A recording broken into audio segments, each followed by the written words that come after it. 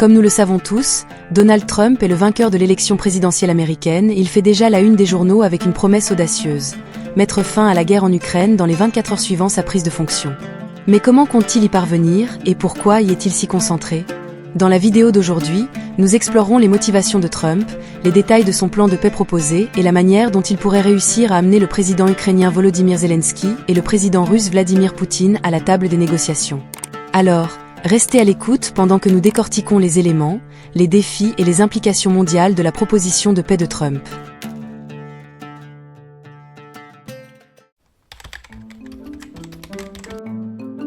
La détermination de Donald Trump à mettre fin à la guerre en Ukraine découle à la fois de sa stratégie politique et de préoccupations géostratégiques plus profondes. En tant qu'isolationniste autoproclamé, la doctrine de politique étrangère de Trump s'est souvent concentrée sur la minimisation de l'implication des États-Unis dans les conflits étrangers. Cette approche « America First » séduit fortement sa base politique, de plus en plus sceptique à l'égard d'une aide étrangère massive.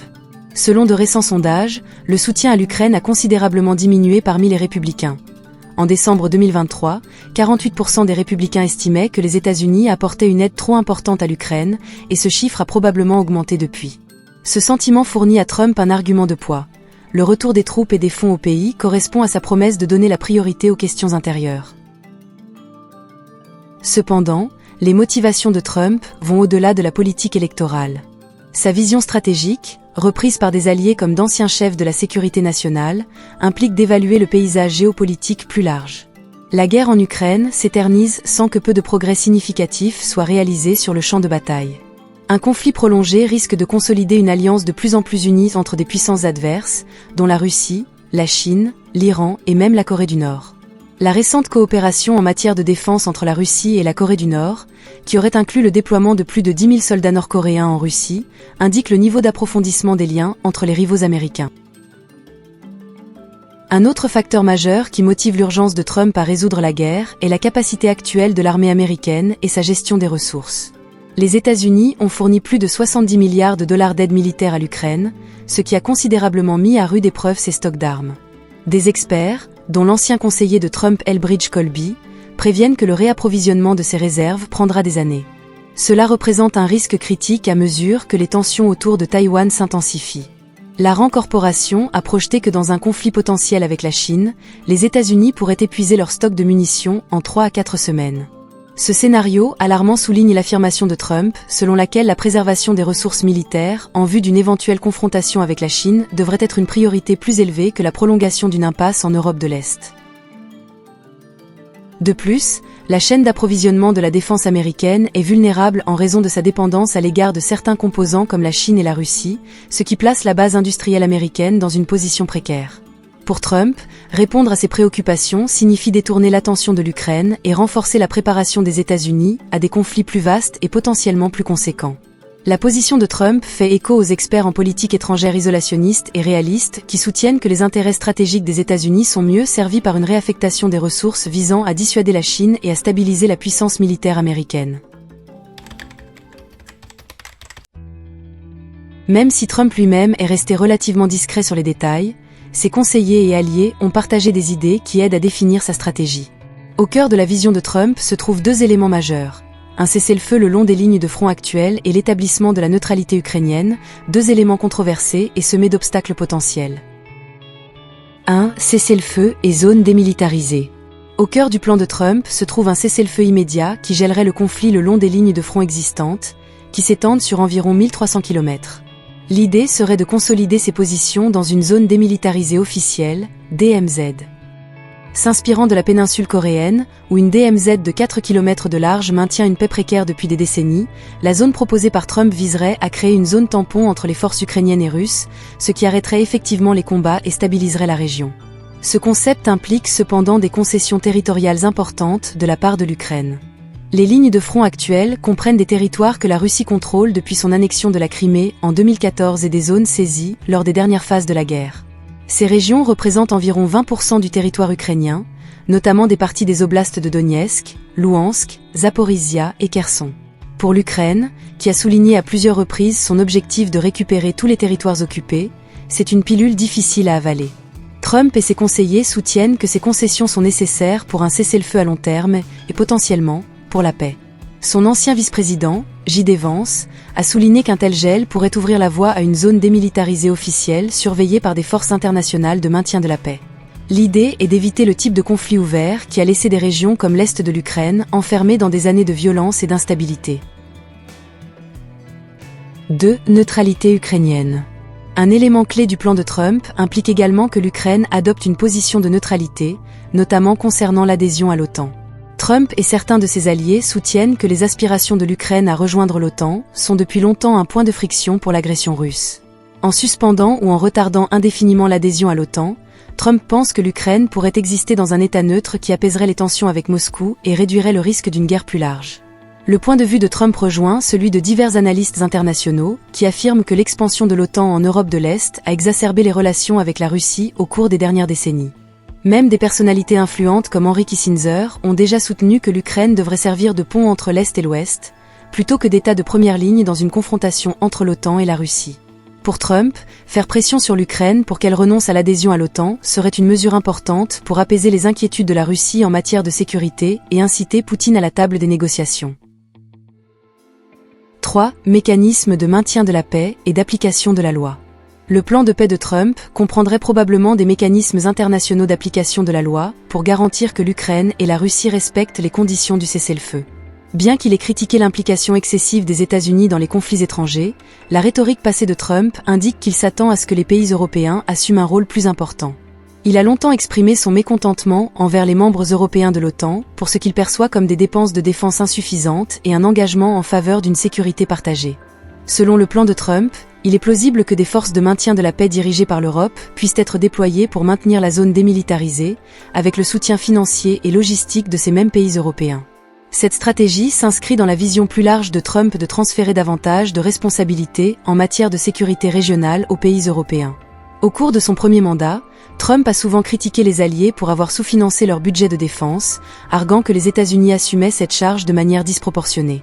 Dans ce nouveau scénario, l'Europe devrait intensifier ses efforts pour faire respecter la paix, financer des missions et envoyer des troupes pour maintenir la stabilité en Ukraine. 4. Levier économique et diplomatie. Pour pousser l'Ukraine à accepter ce plan, Trump utiliserait probablement l'aide militaire et économique des États-Unis comme levier. Depuis le début de la guerre, les États-Unis ont fourni plus de 70 milliards de dollars d'aide militaire, un montant difficile à maintenir indéfiniment. Trump a laissé entendre qu'il menacerait de réduire considérablement cette aide si l'Ukraine résiste aux négociations, faisant pression sur Kiev pour qu'elle vienne à la table des négociations. Il s'agit d'une stratégie à enjeux élevés. Si elle peut accélérer les négociations, elle pourrait également affaiblir la détermination de l'Ukraine ou conduire à des troubles politiques internes. Du côté russe, Trump pourrait adopter une double approche. S'il a toujours montré sa volonté d'exercer des pressions, notamment en prenant des sanctions et des actions militaires contre les intérêts russes, il pourrait offrir des incitations économiques pour la paix. Cela pourrait impliquer l'assouplissement de certaines sanctions ou la proposition de nouveaux accords commerciaux pour inciter la Russie à coopérer. Cette approche risque toutefois de susciter une opposition importante, tant au niveau national que de la part des alliés des États-Unis, favorables au maintien d'une ligne dure à l'égard de Moscou. 5. Équilibre et risque. Les risques liés à l'approche de Trump sont considérables.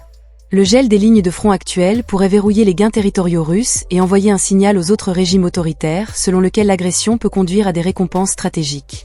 En outre, une politique de neutralité ukrainienne pourrait alimenter les critiques selon lesquelles les États-Unis abandonnent leur engagement en faveur de la démocratie et de l'autodétermination en Europe de l'Est. Les critiques soulignent également que si Trump était connu pour sa rhétorique dure, sa tendance à changer de politique de manière imprévisible pourrait compliquer toute application à long terme des conditions de paix. Le plan de Trump, bien que visant à mettre fin rapidement à la guerre, implique des compromis complexes et des changements de politique importants. La question de savoir s'il pourrait réellement instaurer la paix ou semer les graines d'un futur conflit reste ouverte et fait l'objet de débats acharnés. Le plan de Trump pour négocier la paix en Ukraine est confronté à des défis redoutables qui font douter de sa faisabilité. Si l'idée de garantir une fin rapide du conflit est séduisante, la complexité des négociations diplomatiques et les réalités géopolitiques posent des obstacles importants. D'une part, parvenir à un cessez-le-feu et geler les lignes de bataille actuelles signifierait demander à l'Ukraine d'accepter la perte d'environ 20% de son territoire. C'est un point de friction majeur. Le président Volodymyr Zelensky et les dirigeants ukrainiens ont maintenu leur engagement inébranlable à récupérer toutes les terres occupées, y compris la Crimée. Accepter de telles concessions pourrait déclencher une réaction négative à la fois au niveau national et parmi les partisans internationaux de l'Ukraine, ce qui pourrait déstabiliser le gouvernement de Zelensky.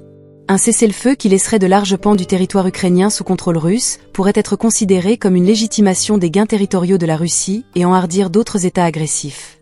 Les critiques estiment que cette approche risque de créer un précédent qui pourrait encourager de futurs accaparements de terres. Pour les alliés de l'Ukraine en Europe et au-delà, maintenir une position ferme contre l'expansionnisme russe ne concerne pas seulement l'Ukraine, mais aussi le respect des normes internationales. Tout signe d'apaisement pourrait nuire à la crédibilité et encourager des actions similaires ailleurs, en particulier dans les régions où les intérêts des États-Unis et de l'OTAN sont en jeu. Le défi consistant à garantir la neutralité ukrainienne se heurte également à un profond scepticisme. La neutralité impliquerait des garanties juridiquement contraignantes, que l'Ukraine pourrait percevoir comme compromettant sa souveraineté. De telles garanties pourraient manquer de crédibilité si elles ne sont pas soutenues par des mécanismes d'application de l'OTAN ou des États-Unis, ce qui soulève à son tour des questions sur la sécurité à long terme de l'Ukraine. De plus, les dirigeants de Kiev ont souligné que leurs aspirations à l'OTAN reposent sur la nécessité d'une défense collective contre une future agression russe. Mettre en pause ou retarder ces aspirations, comme le propose Trump, pourrait être perçu comme un sacrifice du droit de l'Ukraine à choisir ses alliances de sécurité. Un autre obstacle important consiste à convaincre la Russie d'accepter des conditions qui ne correspondent pas à ses ambitions stratégiques plus larges. Si la Russie aurait intérêt à conserver des territoires clés et à obtenir l'assurance que l'Ukraine ne rejoindra pas l'OTAN, les objectifs ultimes du Kremlin sont plus vastes. Les objectifs maximalistes du président Vladimir Poutine, tels qu'ils ont été décrits dans ses déclarations politiques et ses actions militaires précédentes, incluent l'annexion complète des oblasts de Donetsk, Louhansk, Zaporizhia et Kherson. Un cessez-le-feu basé sur les lignes actuelles, en particulier s'il implique une zone démilitarisée, pourrait ne pas satisfaire ces ambitions. Les récentes déclarations du Kremlin, rejetant l'idée d'un accord de paix rapide comme étant fantasmatique, suggèrent que la Russie n'est pas désireuse d'accepter des demi-mesures. Les ramifications géopolitiques posent également un défi. La stratégie de Trump repose sur l'exploitation de l'aide américaine pour faire pression sur l'Ukraine pour qu'elle engage des négociations.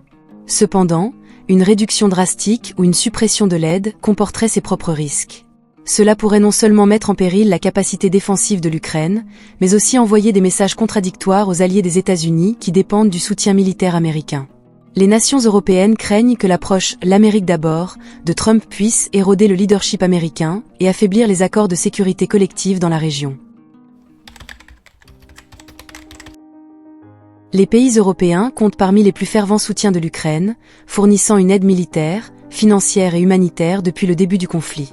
Pour de nombreux dirigeants européens, la guerre en Ukraine représente un test critique de l'engagement de l'Europe à défendre la souveraineté et les valeurs démocratiques. L'idée d'un plan de paix impliquant le gel des lignes de bataille actuelles et la concession potentielle d'un territoire ukrainien important pourrait déclencher de profonds désaccords au sein de l'Union européenne et de l'OTAN. Des pays comme la Pologne, les États baltes et d'autres pays proches des frontières de la Russie pourraient considérer l'approche de Trump comme dangereusement conciliante. Ces pays perçoivent depuis longtemps la Russie comme une menace existentielle et ils pourraient faire valoir qu'accepter un cessez-le-feu selon les lignes actuelles enhardirait Moscou et déstabiliserait davantage la région. En revanche, des pays comme la Hongrie, qui a souvent fait preuve d'une attitude plus pragmatique, voire plus sympathique, envers la Russie sous Viktor Orban, pourraient soutenir davantage l'initiative de Trump, la considérant comme un moyen de restaurer la stabilité. Au niveau mondial, le plan de Trump pourrait modifier la dynamique entre les grandes puissances. Un accord de paix favorisant les gains territoriaux russes pourrait renforcer les liens entre Moscou, Pékin et d'autres adversaires des États-Unis en démontrant l'assentiment de l'Occident.